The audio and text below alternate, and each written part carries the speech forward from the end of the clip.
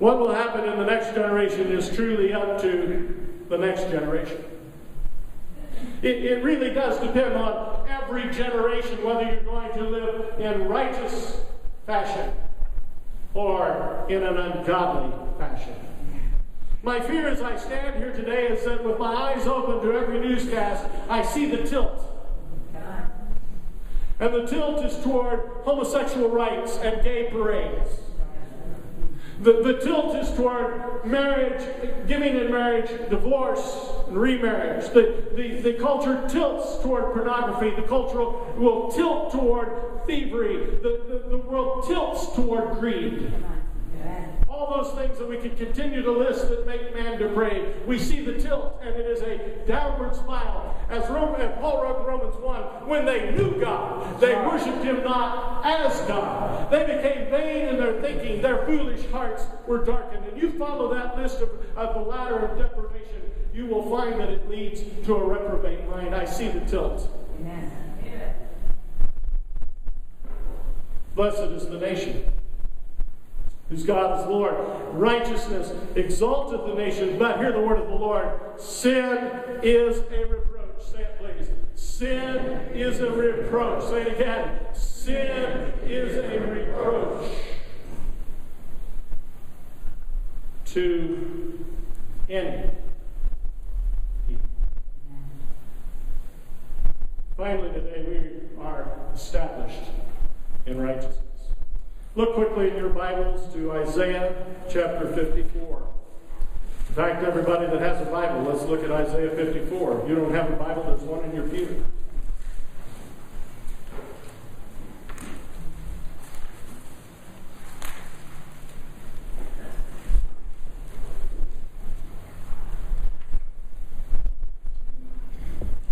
We are a blessed nation. Number 2, we are a happy people.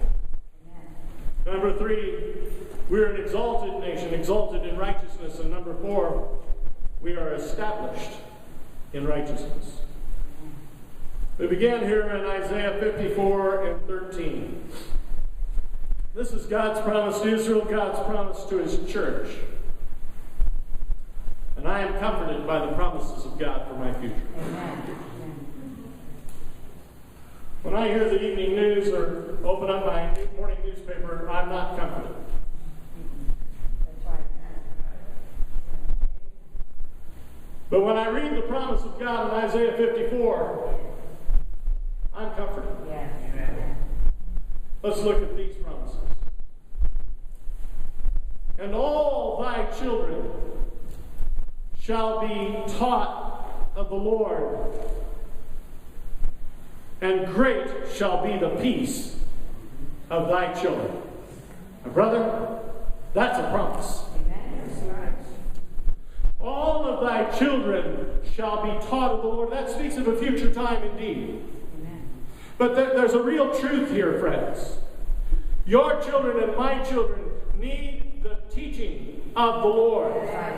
They need to be raised in the fear and the admonition of the Lord. And while I'm on it, they need to be in Sunday school. They need to be in youth group. They need to be in everything the church does for them. They need to be there. Is that legalism? No, it's hope for you. Because if they spend all their time with their friends at school, you're going to get a different outcome. It matters what you put into your children. Teach your children well.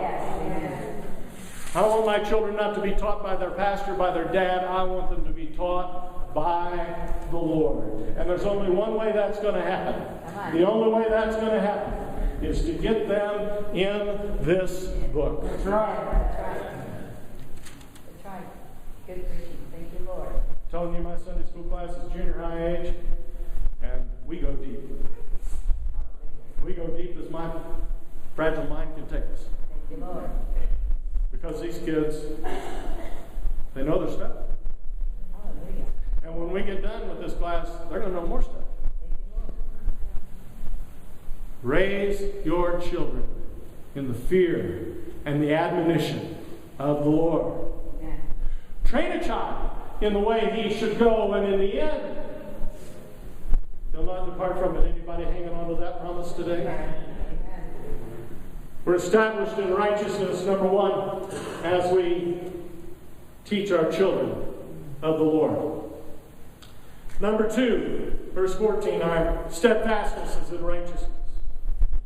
In righteousness shalt thou be established. Thou shalt be far. I like to drag that out. Far. Can you give me a good far? Far. Hey, if I'm going to have oppression, I want it to be far away. Amen.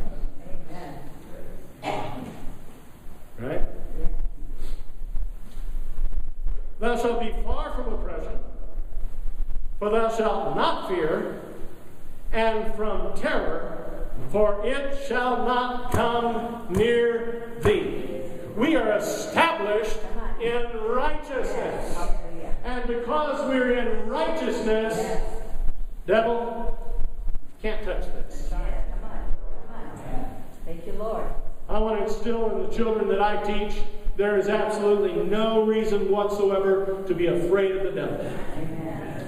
We talk about it a lot. He is nothing. He is a defeated foe. He lost at Calvary. He lost before Adam and Eve were even on the earth. He lost in heaven's battle. He's going to lose in the end. He's going to spend an eternity in hell. The devil is a loser. Yes.